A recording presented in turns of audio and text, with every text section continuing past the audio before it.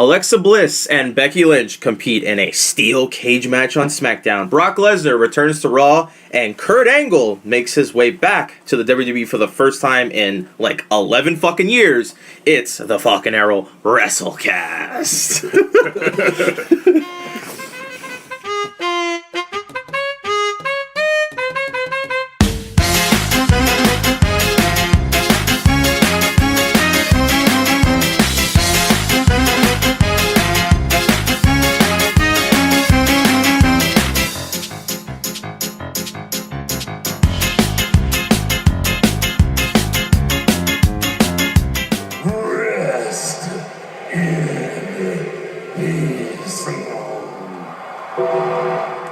Before we get started, I would like to ask you, gentlemen, are you guys in the Royal Rumble? Yes. Okay. This is my official proclamation that I've Anthony's Royal Rumble. Anthony's in the Rumble. Is Tyson Too Lewd in the Royal Rumble? You know, I was going to wait until later in the week to make this announcement, but yes, Tyson Too Lewd will be entering the Royal Rumble. You heard it here, folks. It's going to break live on ESPN at some point. But we're all in the Royal Rumble. So let's start off with our everyone's favorite comedy special, Monday Night Raw. And boy, there's a lot to talk about here as I look through my notes, the list of Sosa. We have a lot to speak about how awful this show is. Not really, we're not going to spend too much time on it, but I will like to say that every Raw starts off with Roman Reigns or somebody going to the ring and saying that no one could beat them. On this week's Raw, it was Roman Reigns who proclaimed, nobody in the world can beat him, and for the first time in my life, I believed him. No one can beat Roman Reigns at all. Vince and Kevin Dunn won't allow it. Cannot be defeated for anything. So, this segment starts off like every fucking Raw segment you've ever seen in your life since 2014. Someone comes out, says they're the man. Somebody else comes out, preferably Seth Rollins, shows up and says... With a new shirt. With a new shirt. It doesn't say freaking Rollins on it. It's a little doable now. I might actually purchase it if I decide to give WWE $24.95 once again. But we have Seth Rollins show up. Then he goes, no, I'm going to win your Royal Rumble this year. And then Roman says, not in my yard, bro. And then fucking Kev and Jericho show up, and they go, no, that's not real. We're going to win the Royal Rumble this year. So Raw is in this weird stage of life where their opening segments are very boring. Raw's been in that stage of life for... But it feels like forever. It's almost the same fucking formula literally every single week. It's been like that for... Guy A shows up, says, you know what? I'm going to win the match at pay-per-view name. Then Guy 2 shows up and says, no, I will be victorious at pay-per-view. So, then Guy 3 shows up and says, hey now, I'm going to be the victor at pay-per-view. The victor. In this case, it was... let's count the men that came out. Roman Reigns came out first. Then Jericho came out. Then Seth Rollins. Then Braun Strowman showed up and said that no one's going to be because I'm going to win the Royal Rumble this year. Then someone new showed up. Brock Lesnar. Bork Laser showed up? Bork Laser shows up. And for the first time in my life, I was actually interested. Actually, Yeah, I'm not going to lie. Paul Heyman came out before Yeah. this. I completely missed him. I'm not but going to yeah. lie. I was pretty stoked when Braun came out. As usual, Braun's music hits, and I'm like, yes, Braun's out here to, like, His theme's so ridiculous. throw a cherry on top of this fucking shit cake. That is this segment. And then when Lesnar came out, I'm like, all right, sweet. Now it's going down. And then all hell broke loose, as per usual. Well, Brock didn't really screw around. He showed up and didn't even grab a mic. Nope. He just started beating the fuck out of everybody. Suplexing guys. Started beating guys. Well, there was a skirmish at the beginning of this, and then Bork said, "Not on my watch." So he gives everyone a suplex. Suplex City chance, I'm sure. No, not a single one. This was in Really? I think this was in Little Rock. Okay, so no, Not this was not a single suplex City. Not really, no. There's No. a little couple Goldberg chants, but that was about it. Wow. Yeah, this is not your prototypical crowd. Wow. Actually, Raw hasn't had great crowds. I've heard This the crowds was- have been fucking terrible. Yeah. this crowd was very picky about what they cheered for, what they and didn't especially want to after cheer watching for. the UK tournament, like. If you haven't seen the UK tournament, watch it. As I'm sitting across from me, who hasn't watched the fucking UK tournament? Playoffs, dog. Tyson Sorry. Tulu. The best thing that happened in any sort of sport this last week. Football sucked this weekend. Don't even except for the Cowboys game. A, not a sport. B, it's every aspect of that statement was untrue. I'm not even going to break it down. I'm not going to itemize it. All the other Wrong. games sucked. Well, you're a scumbag, sir. And we You want to talk about Field Goal City? Wow. That was the Steelers. Steelers and the fucking Chiefs. Good, Well, great game that was. It is what it Anyways, is.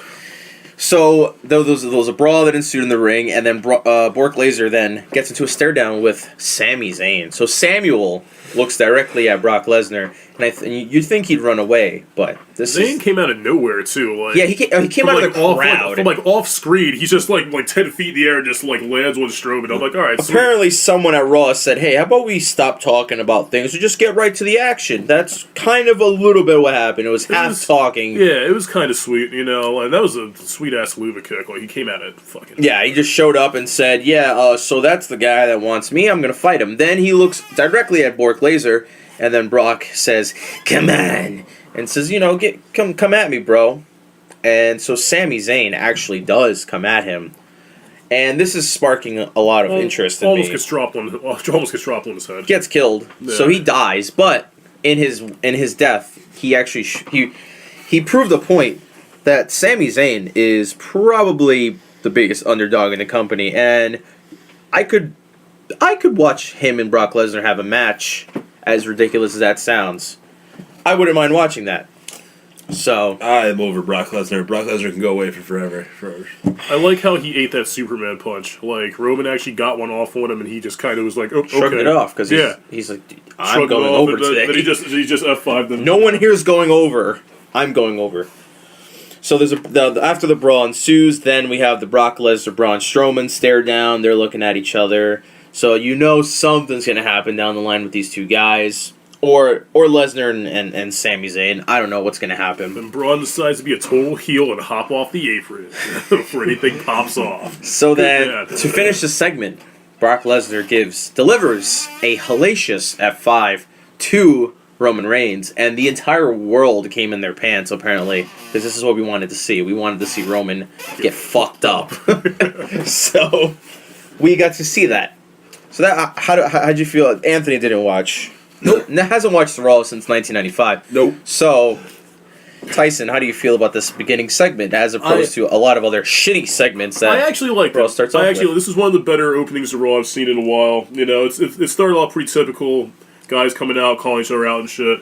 But once like the heavy hitters came through, you know, Got your Brauns serious. and your Lesnars, it's like, okay, everybody's in the ring, and all hell actually broke loose for a change. It's not like Steph's music came on and interrupted the fucking thing. Or a Google search was being conducted as a promo was also in progress. But it's not like GM comes out and books a bunch of dumbass matches. Like they actually had it out, and like it was cool if they teased that whole Brock Braun thing at the end, because like they gave you everything you wanted except the meat and potatoes, and that was Brock and Braun. And they had that little moment, and then Braun, total classic heel move, was like, you know what?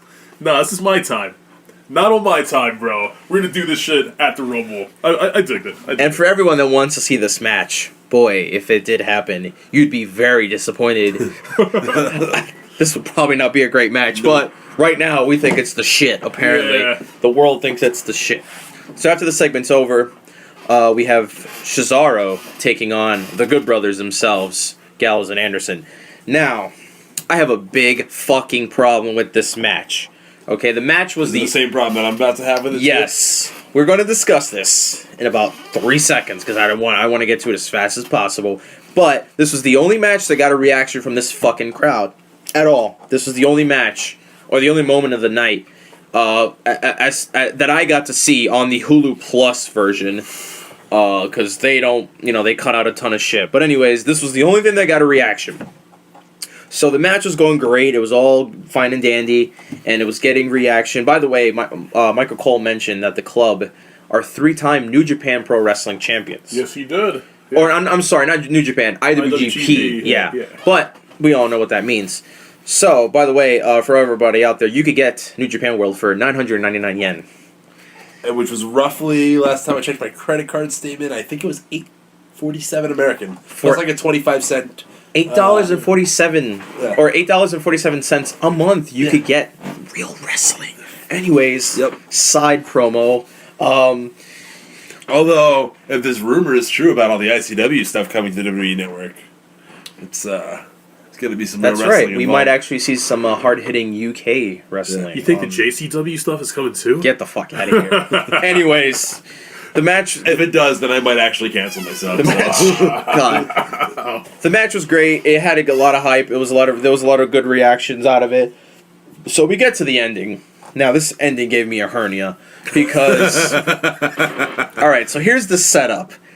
Sheamus starts wailing on everyone left and right. Gets in the ring, starts punching everyone in sight. So he hits referee John Cone by mistake, and he goes, "Hole, what the fuck did I just do?" So Worst Irish accent. can't do it on the spot. Sorry. So he knocks out John Cone. John Cone dies because he's a ref, so he completely dies. So then Cesaro actually gets hit with the Magic Killer. So he gets Magic Killered. And you know how usually when a guy hits their special, they get in and the crowd goes 1, 2, 3, 4, 5. They count as high as they could go because the match could have been over by now. Yeah. The crowd actually chanted to maybe about 6 or 7. And then Derek Moore, a.k.a. Black Ref, shows up. Counts the 3. So they actually got a 3 count. As opposed to the guy kicking it out because he had too much time. So now, Gallows and Anderson are the new tag team champions on Raw. And everybody's marking the fuck Everyone out. freaked out. I was freaking shit out. you not. I was like, yeah! Sitting there on my brand new laptop from Dell. Sitting there, typing away and looking for porn, whatever it is I do on this thing. And then I heard Magic Killer, 1, 2, 3. And then I said, what? Yeah. What just happened? I immediately rose and I said, no fucking way. My attention was drawn to Monday Night Raw for the first time ever. Little did we know, here's where the logic doesn't come into play. So John Cone, or Derek Moore's about to give the belts to the men. They throw up the 2 sweets. They say, we fucking did it.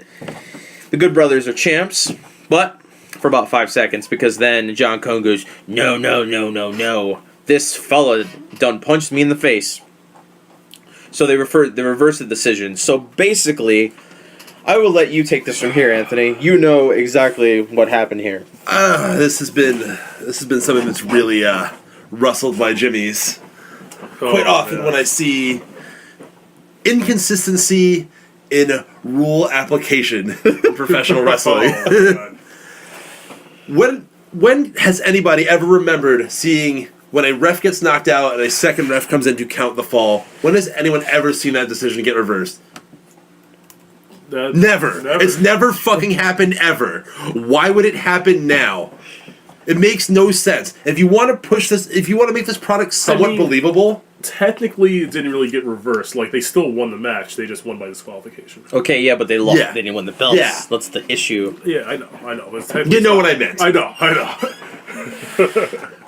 But never, you never see this. But now they want to play like, oh, we're gonna make it like a real decision here. Like, this would never happen in any other circumstance. If you want to make your product believable, especially when you're trying to exist in the sports realm, even though like you said, it's not a sport. It's sports entertainment. It is an entertaining programming supposed to be a portrayal of sports. Go to Japan and say that shit. Portrayal is the operative word, but go on. But at least try to have some consistency. Listen, man. We already saw a ref see on SmackDown a blatant, like a blatant fucking cause for disqualification, and we've seen a competitor in said match say, "Hey, ref, nah, it's cool. Yeah. Just get her out of here." So at this point, man, anything could happen. They just Yeah, I guess, but what this? Oh. That just adds to the inconsistency. yeah. That adds we've to. also seen like substitute refs come in, make decisions. And it's like, wait, you're not the ref. She's still the ref. How are we've seen a lot of referee shenanigans in the last month or so. How do you expect anyone to immerse themselves in the product if you make it so fucking unbelievable? Easy. Make sure that they're kids and they don't care. because that's what they're marketing Yeah. this shit to. It's for the kids, bro. It's FTK. If this was let's say we're three young men, we just like to watch wrestling, and we like to watch Monday Night Raw because John Cena, right? We're just guys. We throw the football around outside, but occasionally we come inside on Raw, or we come inside on Mondays to watch Monday Night Raw. Just casual guys. We all have fucking Dolph Ziggler shirts, you know. We're those guys. We enjoy ourselves. It's fun. Oh, the club won that match there. But nope, fuck them. They're getting the titles back. Sheamus and Cesaro are. Cool. We're smarks, okay? We're internet nerds. This shit bothers us. Yeah. Because we want to feel like the product is real. Yeah. The product's not real right now. It's far from it because of referee inconsistencies. We want to get invested in it like any other show. Like, we understand that the universe, it's not reality, but we're putting ourselves in the universe and trying to take in as much as we can. And all this bullshit is really killing the suspension of disbelief. You Yeah. know? Yeah. Like, it's making Exactly. it really hard to get invested, and it's really like breaking the fourth wall by Yeah. itself. Yeah. So this segment was a complete hernia and a half. I mean, it Yeah. killed any. And as soon as I saw that, I was immediately back sitting my ass down watching porn again because Yeah. I don't care for this again. I really do want to see the club win tag belts because they haven't done Right. shit since they've came over from Japan. And maybe if the show is better, you can overlook these inconsistencies, but it's just another thing to keep piling on how shitty this show is. Yeah. It's Yeah. getting so bad with the club, okay, that you have to talk about them winning belts in a different country in order to even keep them remotely close to what's happening right now Yeah. on Raw. How about we just talk about Carl Anderson making the G1 Climax next Yeah. time? So to give them some sort of Yeah. credibility, Some because kind of relevancy. they have no credibility at this Didn't he, moment. like, go to a final? Did he lose in a final? G1 Climax final? Yeah, he was a finalist, yeah. Yeah. Oh, I'm sorry, yeah, you're right. Yeah, I fucked up. He was a finalist in the G1 Yeah. Climax. But the Well, you fact... didn't say he won, you just said he was in it. I Oh, was okay. Just, yeah. All right. Yeah. Well, anyways, he was a finalist in the goddamn tournament, and he's the only guy to except for Kenny Omega to get that far. Yeah. So, now we move on to a cruiserweight segment on the Hulu cut of fucking Raw. Which, by the way, I don't like you guys. Well, obviously, you guys didn't watch the full cut. There were three cruiserweight matches in this episode. Three. Three, and That the lasted a combined, like, 10 minutes, right? and the last of which came on at 10:15. That's premium time. That's almost fucking main card shit. You know what I'm saying? It's almost main event. That's wild. Yeah. I'm glad that Tyson over here watches the full version because he fills us in on things we missed over here in Yeah. reality land because Fills we're us not out, watching yeah. 3 hours of this garbage. No, But I'm not watching 0 hours. But it's good because the Hulu cut of this shit shows you exactly what is important to Yeah. WWE. So what's important to WWE is Rich Swann coming out to have a match with Tony Nese. Match never got started because Neville proceeds to kick his ass. Whipped his ass, dude. So then like, Nese hard. gets in, tries to get in on it. He's like, "Hey man, save some heel for me." And and Neville's like, "Nah, dude, This one's mine." back the fuck off. I'm the heel here. I'm the bigger heel. Kick rocks." So that was the entire segment, and that's why I was shocked to see the fucking cruiserweights on the Hulu version. Yeah. Because we never see them. I haven't seen the cruiserweights in forever. I haven't seen Tony Nese in 10 weeks. Okay. So another point of interest. Who's that fucking guy interviewing Neville? I've never seen this man in my life. Did they get rid of Chaz Caruso because of I an hope awful not. job she fucking did?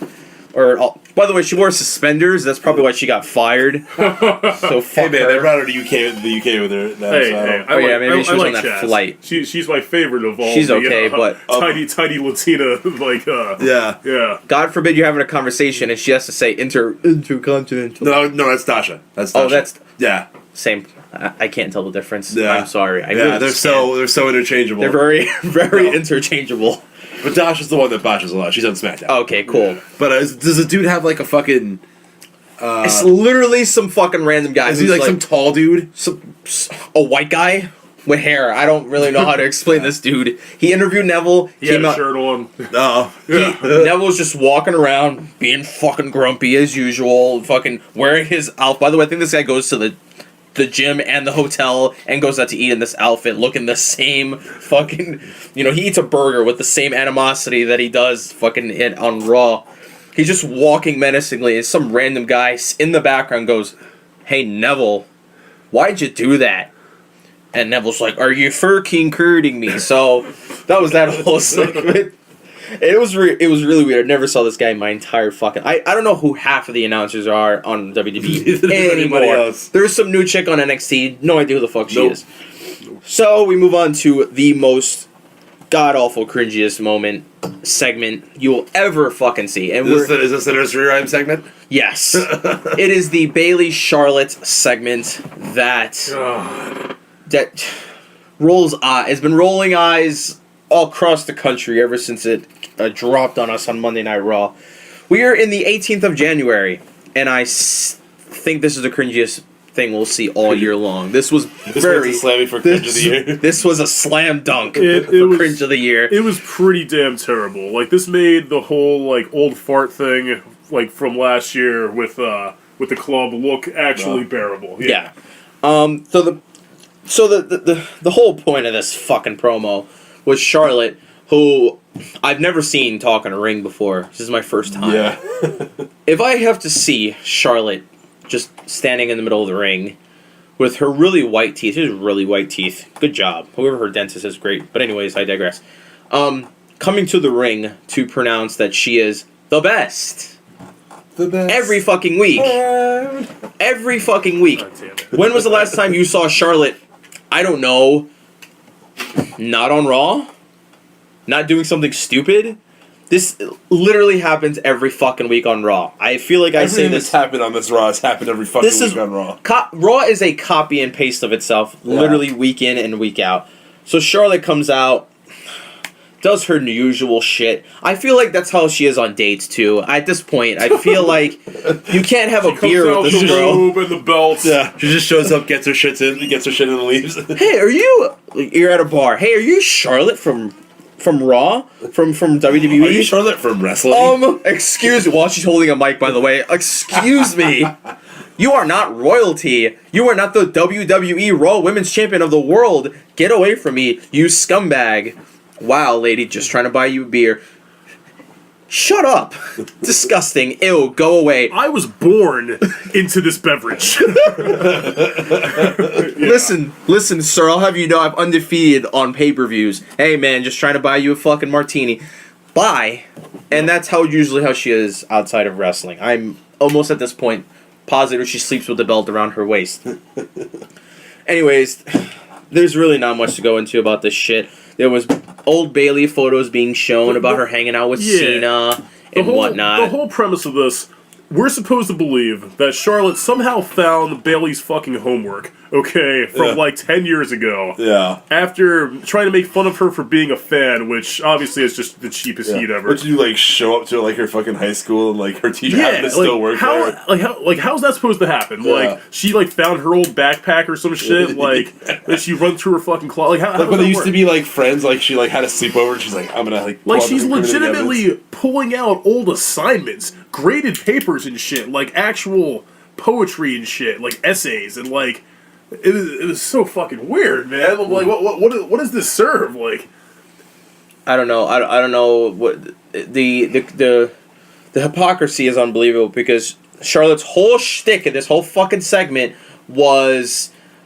oh my god, Bayley's a fucking nerd. And she look at her taking pictures and going to shows and being a fan of wrestling. What a fucking nerd. Meanwhile, I was training to be a wrestler. I'm not a nerd at all. Yeah. What the fuck is this? Or she said something along the lines of she was training. Training to do what?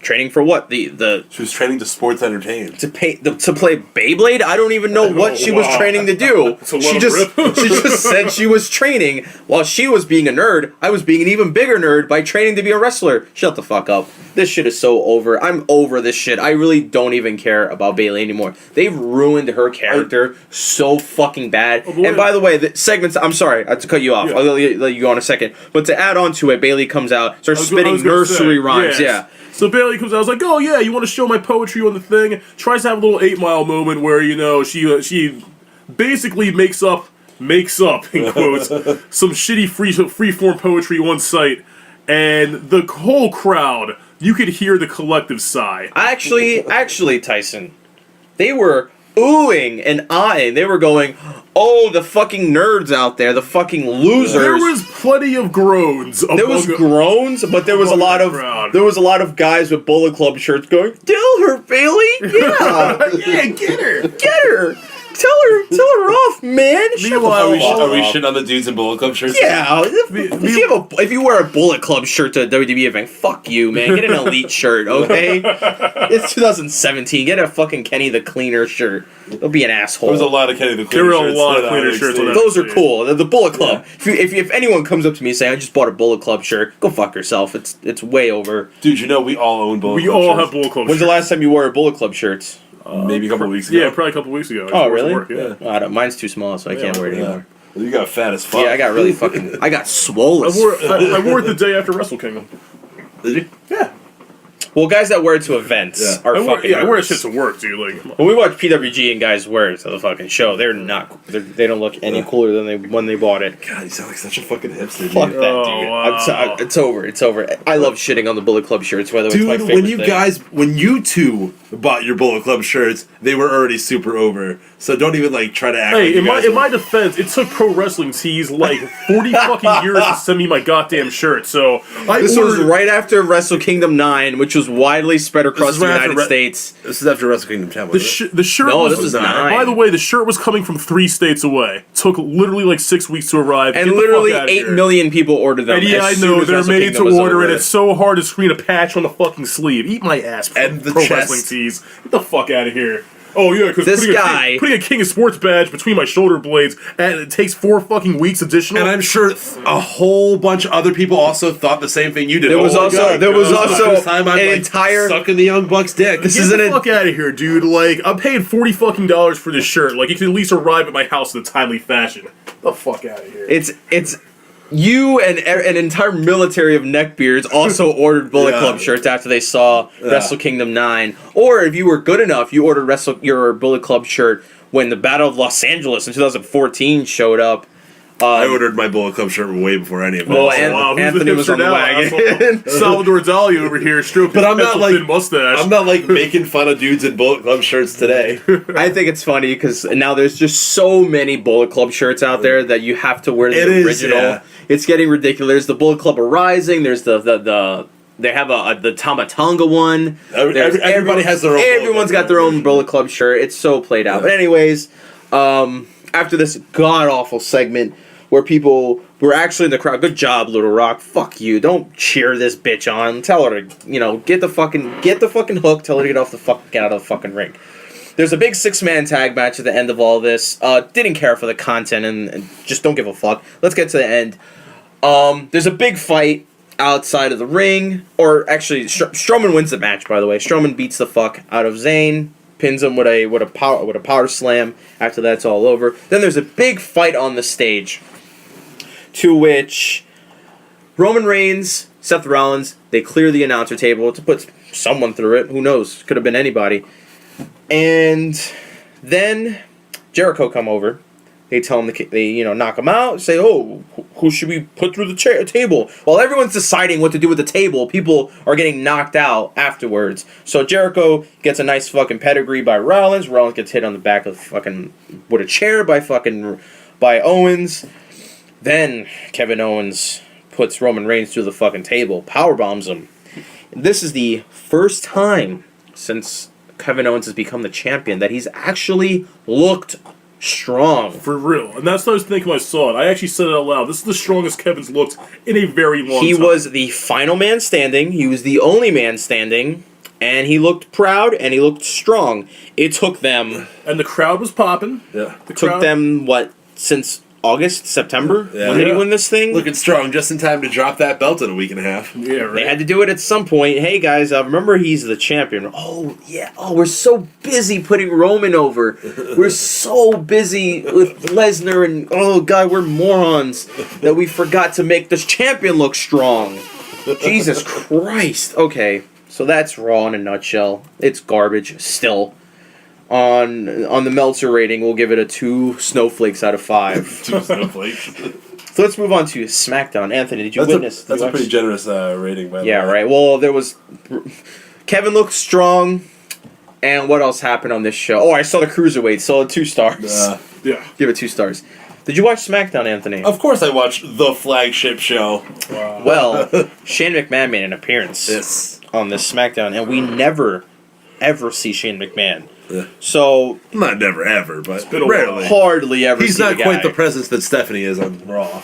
This is the one thing about SmackDown that I genuinely love, is the fact that we are not greeted with, welcome to, and then here comes Mick Foley going, I don't know anything, and then everything goes to shit. Shane McMahon comes out, has a big announcement, says the big announcement, he fucks off. We don't see him the rest of the night, except on Talking Smack, but I don't fucking care about that shit, because I could go on the internet to talk a lot of smack. But anyways, so Shane comes out, makes the announcement about the Elimination Chamber, so we're going to have an Elimination Chamber pay-per-view a week after Royal Rumble, I think. 2 weeks after. 2 weeks after the Rumble.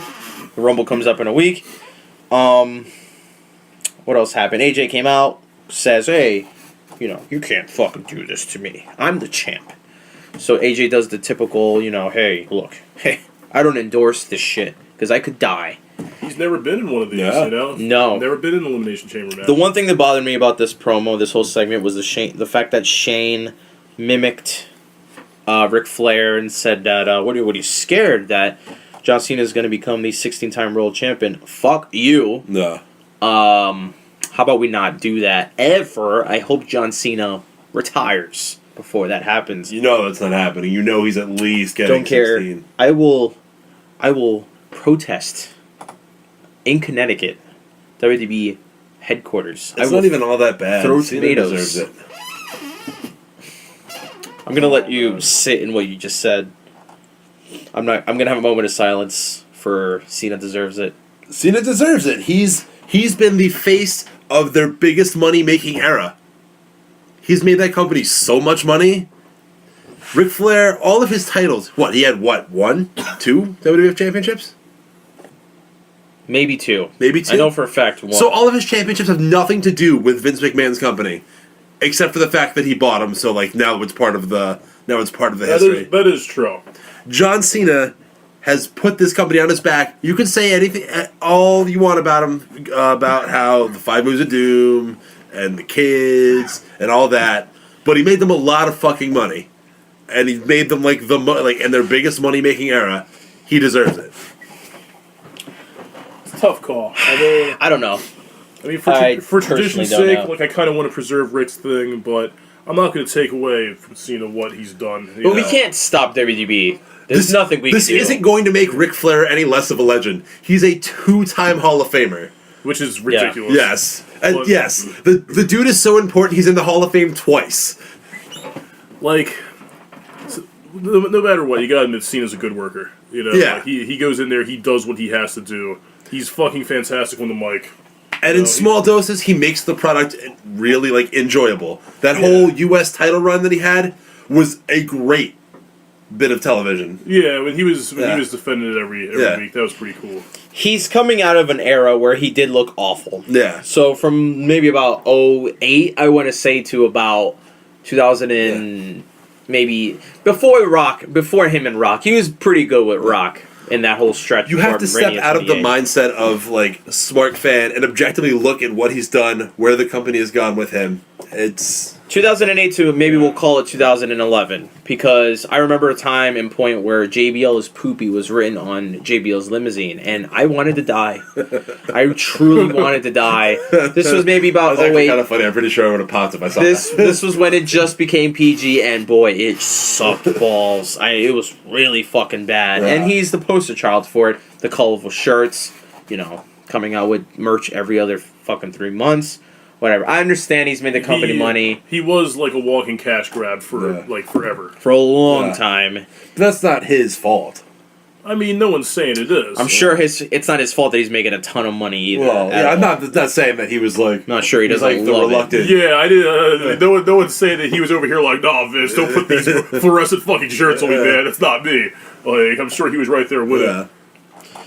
Well, in any event, I don't endorse it. Like I said, like Tyson said, We want to preserve Ric Flair's history, This but isn't taking anything away from Ric Flair. well, you're an asshole. Anyways, let's move on to The Miz interrupting the segment. Miz comes out, and for the first time ever, Miz backs up what he says. He says, "Hey, I could kick your fucking ass right now." Which, by the way, I really like that they're in starting to put new people in rivalries. Like they're adding Miz to the WWE Championship rivalry, like Randy Orton with the IC title.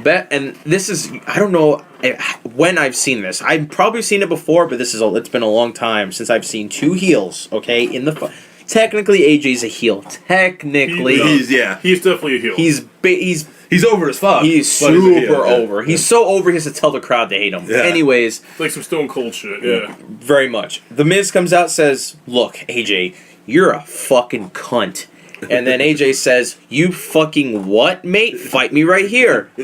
So they fought right there, and then two heels fought in the middle of the ring because they talked shit. Yeah. So basically, here's the motto on SmackDown: if you talk shit, you fight about it. If you have an issue, you fight about it. Yeah. You want a match? You get a match. That's SmackDown. On Raw, it's wait for the pay-per-view. Yeah. Or not even, wait till after the pay-per-view, because at the pay-per-view, we're going to do something very dumb, then do something cool on the next Raw. Ask Sasha and Charlotte about that crap. But anyways, heel versus heel ends up with Cena getting... Miz gets thrown into Cena. Cena puts his hand to shove Miz away, and apparently that's a disqualification because he put his hands on Miz. I'm assuming Miz won the match. They never made an announcement. Yeah. They never said who won or lost the match. It was just ding, ding, ding, and we're just supposed to know that the match is over with. So Cena does his thing, F-U's everybody. Oh, I'm sorry, F-U. You mean Alcoholic Anonymous is everybody. Gives everyone the Alcohol Anonymous. Then moves on with his life because he's John fucking Cena and he could just do that. So that's how that whole thing ended. Now we move on to Anthony's favorite segment. Oh, why are we talking about this? Why not? What's the big deal? Natty and Nikki? Oh yeah. Nobody cares? Nobody cares. Why about is any of Nikki's? this. Why is her merchandise right next to John Cena's? She's got a new shirt out, bro. It's totally fearless. I really tried to hold it together for that one. Besides, we got Natty in the crowd this time. Yeah. It's a big deal. Yeah. I'm talking hella So smack. Natty's proclaiming... This segment sucks. This rivalry sucks. Whoa! Dude. Whoa! Dude, they actually took it to the merch table this time, bro. To the fans, bro. That's serious. ECW. Like, took it outside. Like, Dude, they gotta start bringing their own toasters and shit. Yeah. Natty could have grabbed a beverage from concessions while she was out there, Like, that was real life, man. I do want to point out how Natty said, like her ex-uncle. Yeah. What? How did that happen exactly? How does one become an ex-uncle? So, tomorrow... Didn't she disown him because, Brett, put out a nice tweet about Nikki or some shit? So Brett's trying to get laid. God forbid, right? Trying to be a fucking dude and get some ass because he's up there in age, but he's still got the nice long hair. His wife is pretty young, so... Did he get remarried? Yeah, he's married to some black woman. She's pretty young. Whoa, Yeah. really? Yeah. Wow. Yeah, Jungle Hart has jungle fever? Yeah. Oh, man. Sexy. Well, she's not really young, but she's pretty young compared to him. That's totally awesome. Wow. Good for you, Brett. Is it Ember Moon? No, not that young. That'd be fucking lit. But I love the fact that this was... Ember Young would be getting... Or Ember Young. Ember I Young. don't know who it is. I just pictured Eric Ember Young's Moon. black friend. Yeah, I just pictured Ember Moon with Eric Young's beard. Oh, boy. So remember, everybody out there, if tomorrow you do not like your mother for some odd reason, you call her your ex-mom. My ex-mother? Ex-mom. Who's that? That's my fucking ex-mom. That's my ex-dad. Fuck them, man. Her ex-uncle, she proclaims her ex-uncle and Nikki are both going to die alone. So basically, Bret Hart's going to die alone without John Cena marrying him. Yeah. And so is Nikki Bella. That was the whole point of this, but they got into a nice little fight. Me and Tyson enjoyed this segment because we love cat fights. And not only that, but on SmackDown, the women fight each other. Yeah, they broke a table, dude. They broke a table. That's cool and all. It's almost this like... rivalry still sucks. It's almost... Don't listen to this guy. He doesn't watch Total Divas. I do watch Total Divas. I'm an episode behind, but I do watch Total Divas. Get caught up. Wow, get it Get together, caught bro. up, motherfucker. Paige is going to do some serious shit with her neck. Yeah. So, anyways, basically this rivalry is amazing, and Anthony's a fucking cock. That's all that this is gonna. That's Oh, is all that it amounts to. It's I enjoy watching my wife get banged out by other dudes because I don't like this segment. but on a serious note, Wow. it almost feels like my God. the writers on SmackDown are Good. allowing their female competitors to fight each other. Yeah. That's odd. That's very awkward. Yeah. I thought we were only allowed to let them talk in the ring and And look pretty. and lose belts on the program every other week. Share each other's homework. Yeah. So now we have the Randy Orton Dean Ambrose match, which eventually led to Dean Ambrose winning via Dirty Deeds. What did he fucking do? Yeah, because fucking for some unknown reason, Luke Harper's like, I'm gonna come in the ring, even though. Oh no, a roll up. Not even Oh, Dirty that's right. Deeds, Yeah, a fucking roll up. Doesn't he hit it early in the Jesus. match show? Yeah. Yeah. Because then Randy Orton chases him out of the ring and he rolls him up. Yeah. Randy Orton is about 6'5", okay, and weighs about what, 200 and something pounds. Yeah, Okay, he's up there. I do not believe Dean maybe I'm going too far into this, but roll-ups need to be realistic. If a fat guy rolls up a really small guy, yeah, that's totally chill. But Dean Ambrose is pretty much outnumbered by Randy Orton's stats here. So there's no reason why he should be winning with a fucking But shit Randy Orton roll-up. was so like surprised, taken aback by. But Wrestling logic is so stupid. in Go either on. case, we actually got to see these guys throw a little bit of hands for a change. They You know, threw guys- hands. Yeah, They it actually spilled over into violence. So this thing's starting to boil over. You know, the situation came to a head. But then, more importantly than that, things got a little more violent with Bray. You know, actually taking a swing at my man Luke, and that was some. That's the first time I've ever seen But that. here's the That's crazy surprising. thing about it is everyone's fighting each other, but it has nothing to do with breaking up. It's just checking each other. Everyone's checking Yeah. each other. Bray punches fucking Luke in the face and says, "Hey, chill the fuck out." And he Well, they're turns to- family. Yeah, and are. they turn to Blood Randy. brothers. I like how like he did the whole alpha dog thing. You know, like he just basically like stared Randy down. Was like, "Hey, who wants to take a shot? We're still cool. All right, then we're cool. Let's get the fuck out of here." You know, like I do, however, enjoy the minor moment where Randy goes off to the side of the ring, looks out into the crowd, and smirks with a little shit-eating grin, as if to say, "Ha, got him." yeah, what a dick. So, Randy essentially gets enjoyment from this. Now, this puts to bed my idea of the fact that Randy is legitimately involved. He's just trying to be a cock and Yeah, separate. which is awesome. He's just trying to split up the Wyatt family. I don't have any doubt this about is it anymore. literally the deepest cover that like the dub has ever done like in a long time. Like this is The funny thing about it is that Bray sided with him. So Yeah. Luke got scolded. He goes, "You better watch him, man. You know, don't watch know out about for him, him. I don't like him at all, man." Well, of course they're gonna do that because then Luke Harper's gonna have like chip on his shoulder because he was there the whole time. Luke's and all Bray doesn't sad believe because he's him, getting yeah. cucked out. Yeah. You know, what fucking TV How many in times front did we of say cuck on this podcast? Not enough. Not enough. Still in context. That's exactly what's happening. I do like the fact that Luke Harper was inadvertently hit with a tope suicida by Dean Ambrose, then proceeds to get in the ring and go, "Oh, this fucking asshole fucking knocked me out." You're not in the match. Save it for afterwards. Stay outside of the ring. You guys are heels. Why do you gotta get in the ring? You get to pick the bones after the bell rings anyway. Like This is SmackDown. Heels do not act like heels. Heels fight each other. Heels get in the ring. Heels declare matches right then and there. This is very awkward for heels to be doing on SmackDown. It's almost refreshing. It's almost different. Side note, I'm not gonna lie. Whenever Randy's music comes on, they tease like the fucking Mercy Drive theme that he used to have.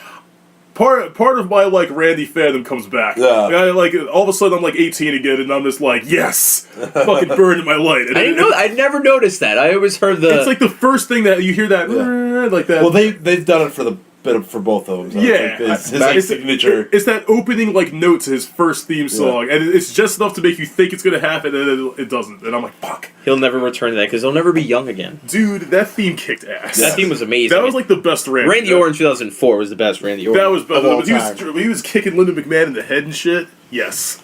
So the dissension of the Wyatts is upon us, folks. So get ready for it. At some point, we will. Well, actually, no. This was prior to. I'll speak about it when we get to that point. But, however, here we have King's Court. So now King's Court adds to the obsession with talk segments that I wasn't even paying attention to any of it. WWE. Well, you should have been because it was a good segment, you cuck.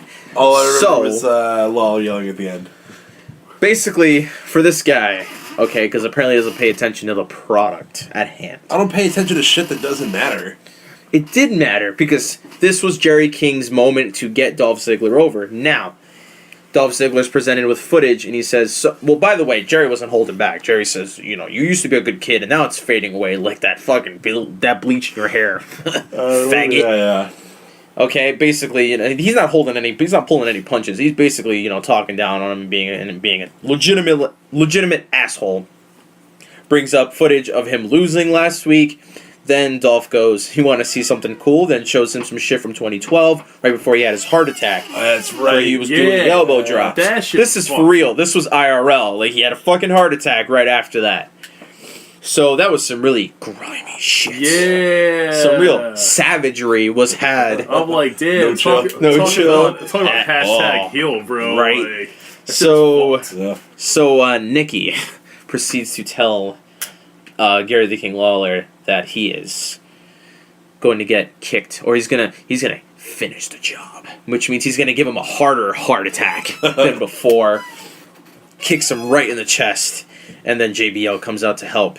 So when JBL gets in the ring, Dolph's walking off, and King's like, "You get him here, you fucking pussy." No, he didn't say that, but he was basically if you got it, you got you. Come back you'll to this rig. Which I thought it was pretty cool. It was Jerry's like, he didn't stay down. He got up. Not like usual segments. Guys get knocked down. They go, my face. No, Jerry gets up and says, "You motherfucker, get back in this ring. Don't be an asshole." I appreciate that and the fact that Jerry did that shit without a mic. There's very few Oh, guys yeah. who are like loud enough and get angry enough to like cut shit without a mic. Yeah, Like, I liked the this. camera was right on top of him. And true, stuff like that. but still. God damn it. Why is this? Why you gotta stick your dick in everything, man? Jesus Christ. Well, according to this guy, I don't stick my dick in it enough if my wife's getting banged up by other dudes. God damn it. But one of That's a callback, guys. one guy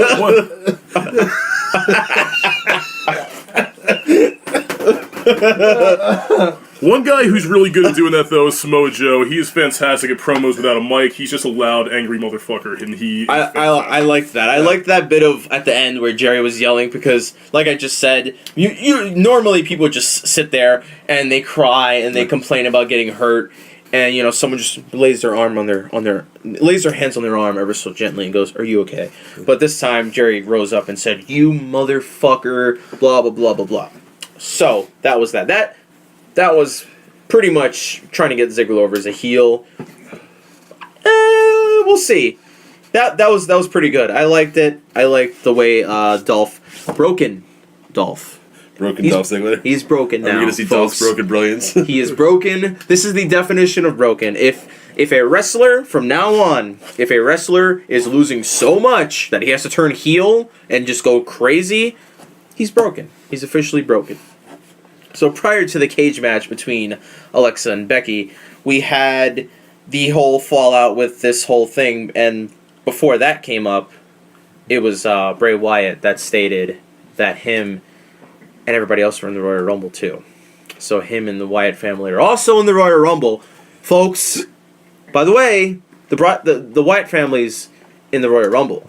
Just letting you guys know that. That makes, for everyone playing along at home, both of the three-man tag teams are going to be in there. I wonder what kind of dynamic that will be. And if you didn't know who was in the Rumble on Raw, Shane told you at the beginning of the show, he said, "Hey guys, Braun Strowman, Vince McMahon, Draws, fucking Val Venus, everyone's in the Royal Rumble this year." And the drop-off was so hard, because like, we got Goldberg, yeah! Lesnar, yeah! Ziggler, like, the drop off super hard.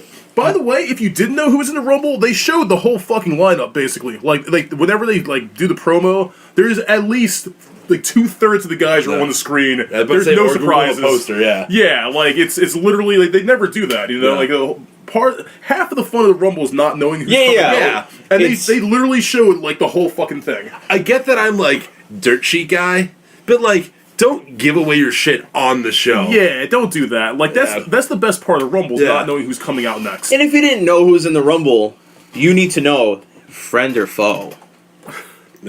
Friend or foe, it's every man for themselves. This is the new tagline, by the way. Friend or foe. The fucking. I thought it was don't forget the Rumble or never forget the Rumble or both. please forget the Rumble because Rumble's gonna That's suck. the tagline for the event. This is the tagline for the It's match. remember. It should be. Please don't forget the Rumble. We need the buy It rates. sounds like a desperate plea to get people to fucking sub to the fucking network. Please Because remember. it is. Please don't forget to watch the Royal Rumble or show up to the Royal Rumble because it's in the Alamo Dome. We got to put asses in seats. So for the love of God, remember the Rumble. So when Bray Wyatt proclaims that he's in the Rumble, we have a little moment after the heart attack or the whole Jerry the King Lawler segment where there was two moments that I want to point out. David Otunga, or actually JBL says, this is appalling. Dolph Ziggler sucks. Blah blah blah blah blah. Then he calls Jerry the King Lawyer. So Jerry Lawyer was in the ring as opposed to Jerry Lawler. I don't know where Lawler's at this week, but I know Lawyer was in the ring with Dolph Ziggler. Then Otunga pointed out that JBL tripped while going into the ring. You couldn't have made this segment any less serious at this point. They basically down-talked that entire fucking segment in 5 seconds. Otunga said, JBL, you really took a fall, you loser. JBL's like, well, hey, Jerry Lawyer was in trouble. I had to go help the guy. For God's sakes, he's my attorney. I had to go help him. So we get to the Alexa Bliss Becky Lynch match. Yeah. I will let Tyson do this because this is his wife Oh man. that he currently owns real estate with. On the fucking moon. On the dude. moon. So, all right. Thing about this match, there was a lot of climbing. There was a lot of fucking climbing here. Which at first is like, okay, that's fine because Alexa's gonna take the smart way out. She's like right off the bat, she's trying to climb out. Trying to climb the cage and shit. It's like they forgot the door was there, like from the jump. Just a lot of climbing and all that. A lot of head spots. A lot of like heads knocking off of stuff. They did a good job of keeping the pace. Pacing was fine. Yeah. It was a pretty solid match for the most part. I thought pacing was pretty good. My only gripe with this two things really. The Avalanche Bexploder Yeah. got completely no sold, which She sold it. She flopped pretty ridiculously. to an extent, like she got up pretty fucking quick. I mean, the actual impact was decent, but she recovered from that way too quick. And Becky not being able to get out of the cage, like she pretty much had her literally 80% of her body over the fucking line, and she just barely grabbed that hair. Which I get it, like you're trying to create that sense of Drama. urgency, yeah, but it took way too long for her to get that hair. You know, they could have.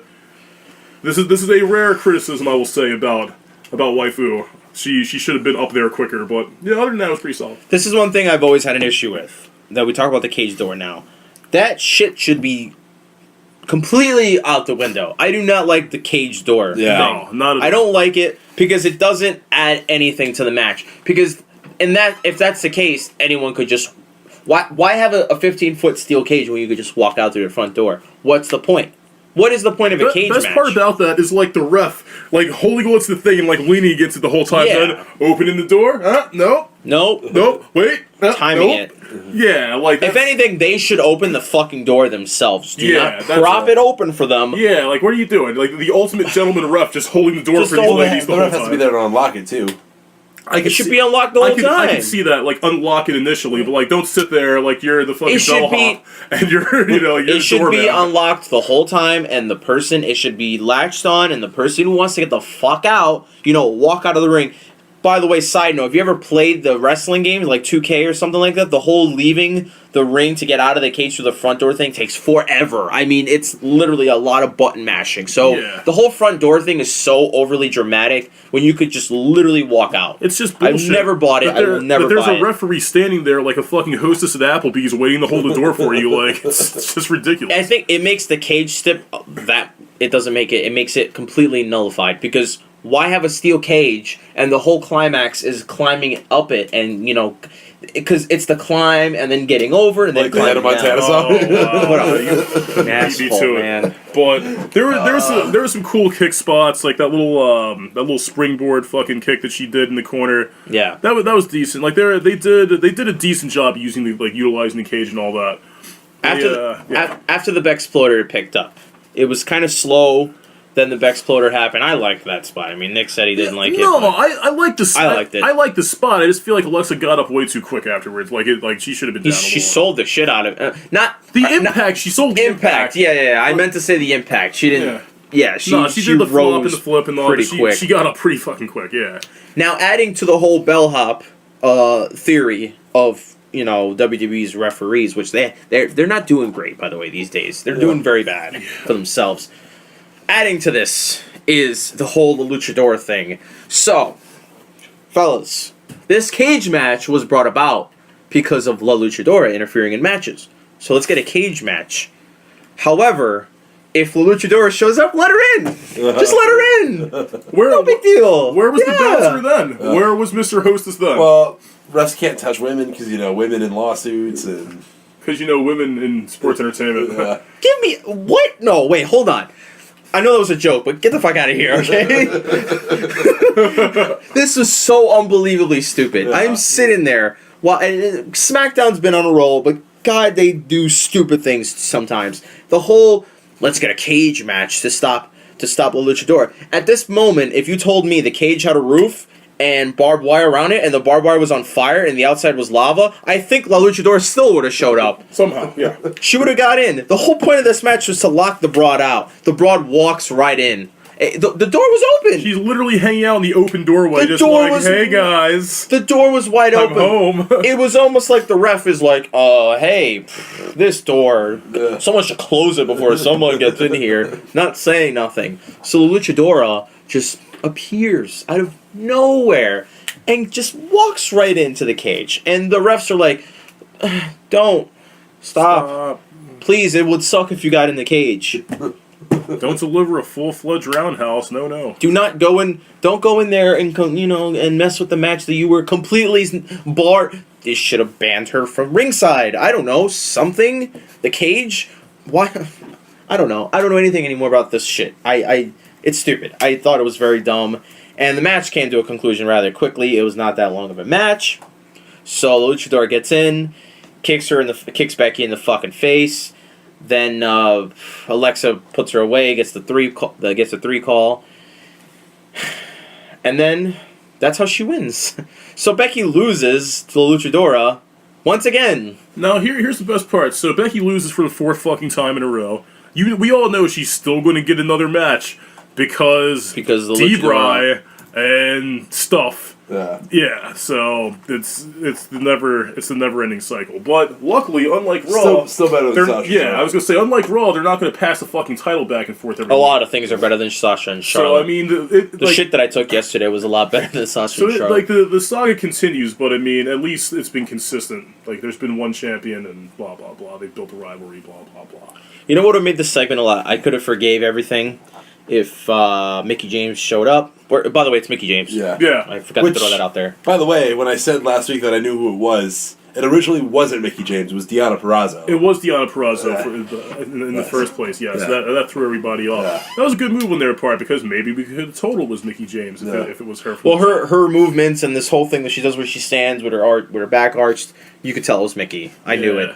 Becky I knew got it. tight, ripped off that mask, and boom! Hey, guess what, everybody? It's Mickey James. Hardcore countries here on SmackDown. I love the announcing. Mrs. It's like Magnus. it's like Mickey James is the Luchadora. And then my man's like, Mickey James is on SmackDown. Yes. It's like Mickey James is still alive. It was fantastic.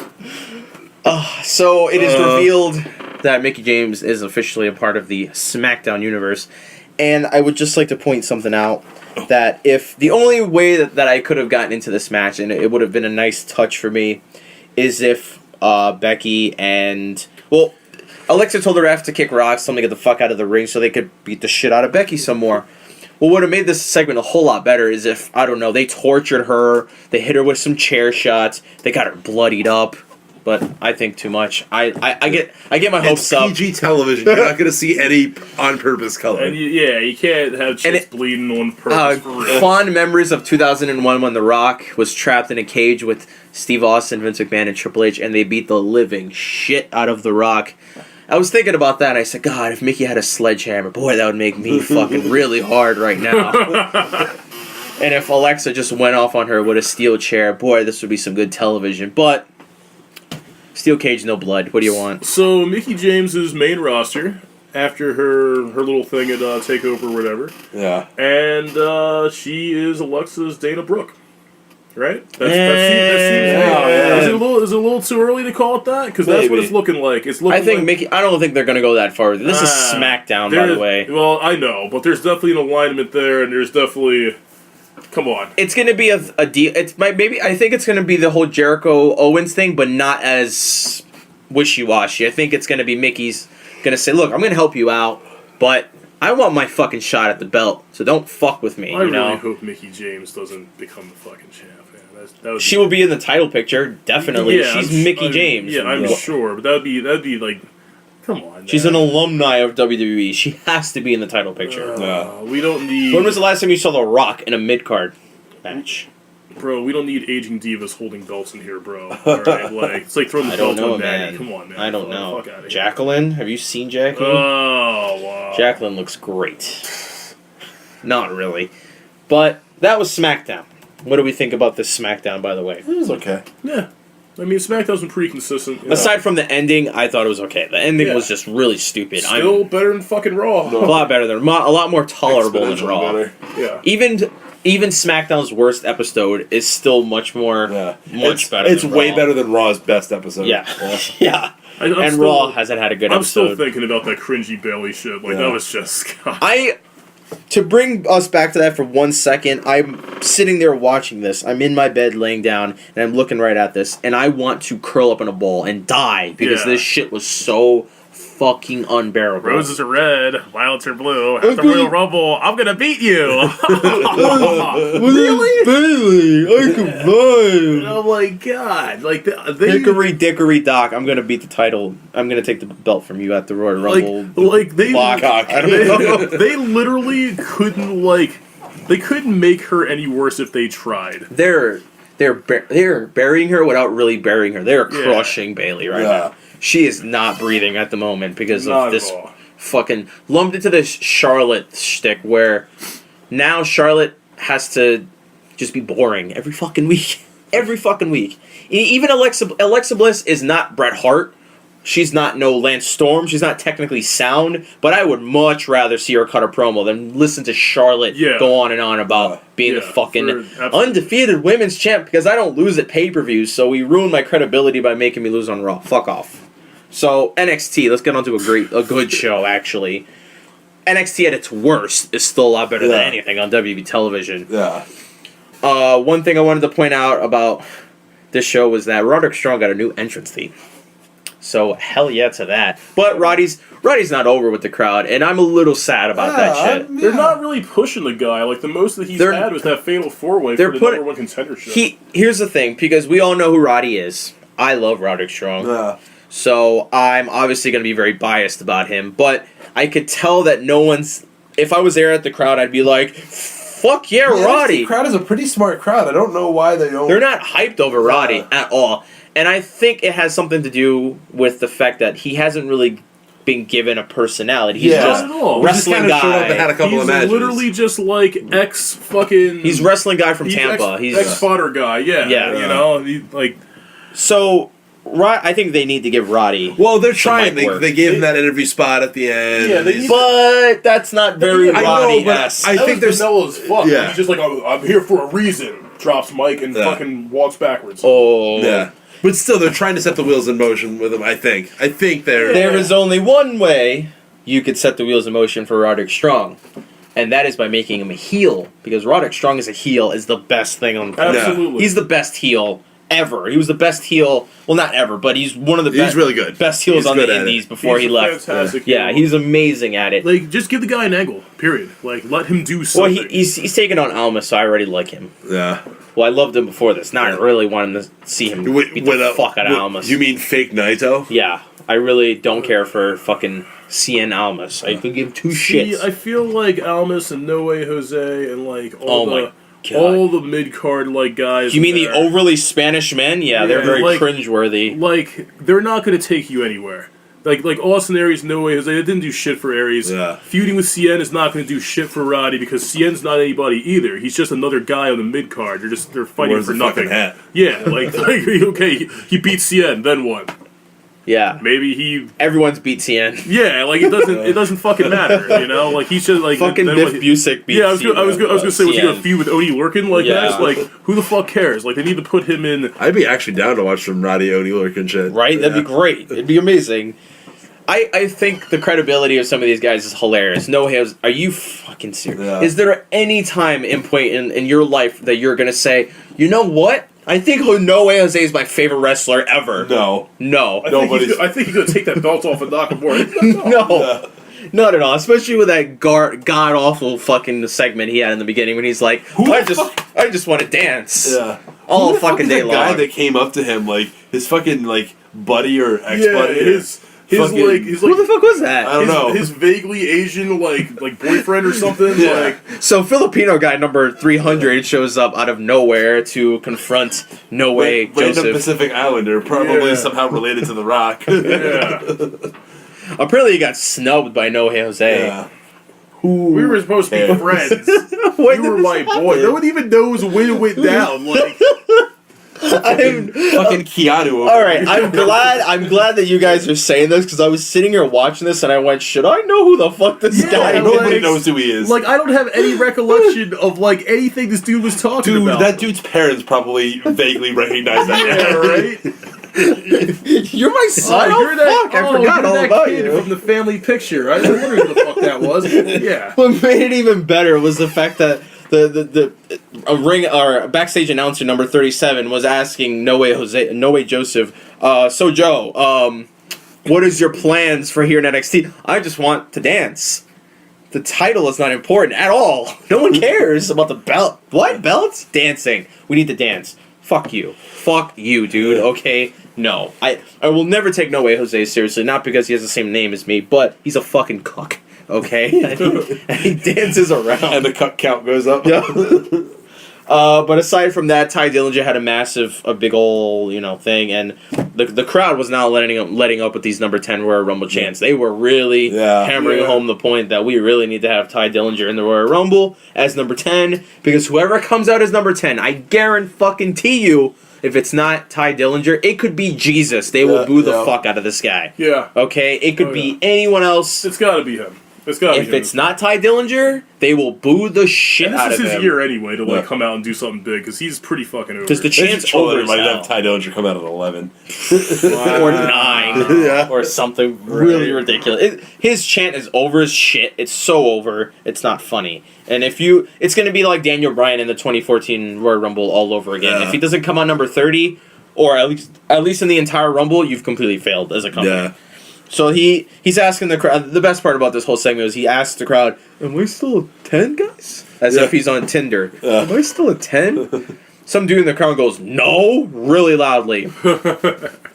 And so then we see Sanity, and Eric Young tries to recruit the guy and says, "You look really great. It's fucking in a cut, boy," or some dumb shit that Eric Young said.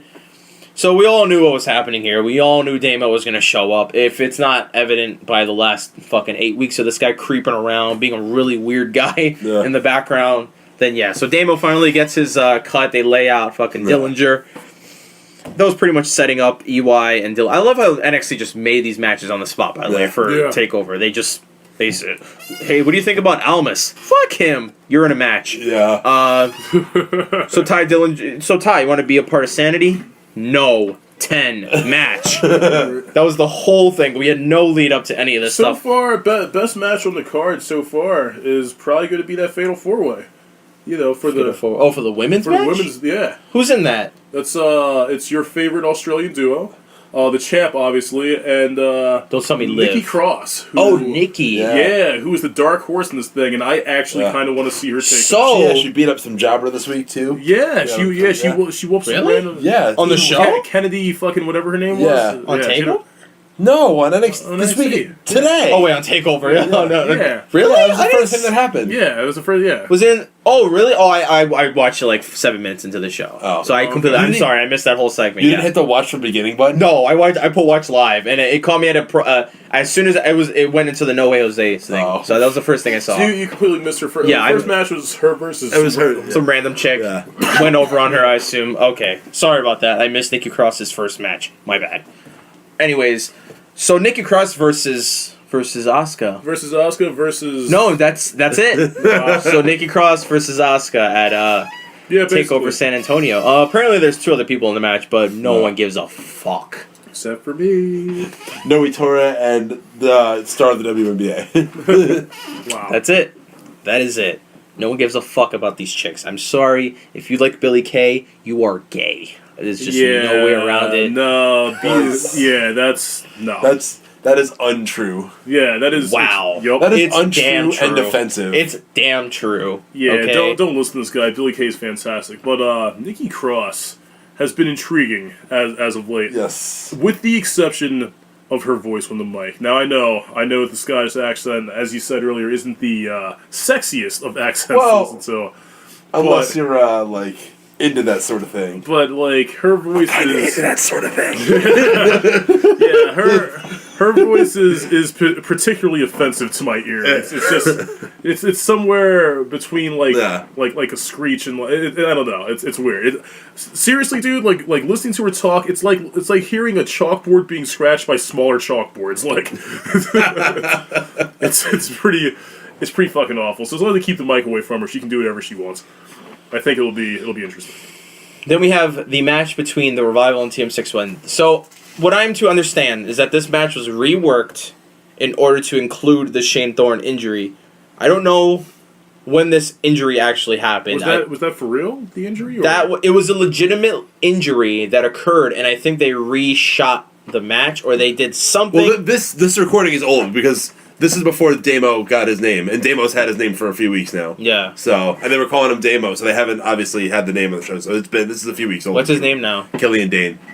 Fuck off. Go on. I actually like that name. I think that's kind of a cool name. All right, go on. But so yeah, I don't know anything as far as the injury. I was wondering if maybe the injury was a kayfabe thing. Here's the thing about it. To my knowledge, he got hurt during one of their matches. Then they had to do this angle to write him off. So basically, while they were doing this, he was legitimately hurt Wow. the whole time. I don't know how this was worked. I'm Yeah. sorry. I read up on it, and apparently he got hurt during the match with the Revival, and they had to do something to work. They had to reshoot it in order to write them off. So you can't write them off right as he got hurt. You know what I'm saying? You wouldn't know. You have no chance to think. You have to do it later on down the line. So to my knowledge, they reworked the match to get him hurt. So that means Shane Thorne worked hurt. Why would they have to rework the match? Why wouldn't they just say, "Oh, he got hurt in this match"? Where did he get hurt then? But why would they know to hit What the leg that he was hurt what with? he's saying is they It was almost too eerie. Maybe that was the move that hurt him. true. Like what if that was what if that was a natural spot and sequence yeah. and then he To actually my understanding, they reshot this. Yeah. It was reshot to include an injury angle. Really? Yeah, I don't know to the that detail, would be really weird for the crowd. Yeah. Like but yeah, that'd be super. I don't know. That I was thinking about this whole time. Maybe I'll look more into it, but to my understanding, this is what happened. So that was what happened. So Team 6-1 is That officially. seems way more complicated and way more risky to be true. I don't know. I'm sorry. Yeah. I don't know the exact details, but that was to my knowledge. I will continue to look up what happened. Fake with this. news, man. It's fake news. Well, I'm the onion of wrestling. You can stash that with fucking Pizzagate and Pizzagate. So now we have the Rude and Nakamura, the Burn Fest. 2 men enter. One will leave with their feelings triggered. when Jimmy's Their wrestled. jimmies will be very rustled. So Bobby Roode fires the first salvo and triggers the shit out of Nakamura by saying that he has to shave the other side of his head. Yes. Oh, He has half a Skrillex, haircut. bro. He has half a haircut and it's incomplete.